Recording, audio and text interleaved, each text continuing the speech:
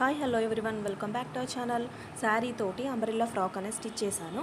దీంట్లో బ్లౌజు, కొంగు, బార్డర్స్ అన్నీ తీసేస్తేనే మనకు ఫ్రాక్ అనేది లుక్ ఉంటుంది, ఏదో మన ఫ్యాబ్రిక్ తీసుకొని స్టిచ్ చేసినట్టుగా. సో దీంట్లో నేను బ్లౌజ్ పీస్ సపరేట్ చేశాను అండ్ 2 సైడ్స్ బార్డర్ వచ్చాయి. 1 సైడ్ తీసేస్తున్నాను అండ్ 1 సైడ్ ఆటోమేటిక్గా కటింగ్లోనే వెళ్ళిపోతుంది.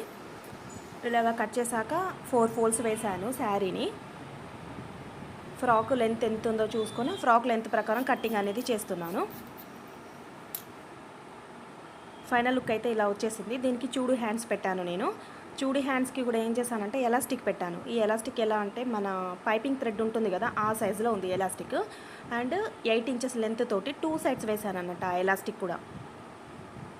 చూడండి ఎంత ఫ్రీగా ఎక్కుతుందో. హ్యాండ్ దగ్గర అసలు పట్టేయట్లేదు, చేయి దగ్గర ఇట్లా ఫ్రీగా ఎక్కుతుంది. క్లాత్ అనేది స్ట్రక్ అవ్వట్లేదు. మోచేతి దగ్గర కూడా హ్యాండ్ మూమెంట్ అనేది చాలా ఫ్రీగా ఉంది. అసలు ఇట్లా ఫోల్డ్ చేస్తాం కదా హ్యాండ్ని, అక్కడ మన క్లాత్ స్ట్రక్ అయిపోయి హ్యాండ్ మూవ్ అవ్వదు కదా, మంచిగా స్ట్రెచ్ అవుతుంది ఈ ఎలాస్టిక్ వేయడం వల్ల.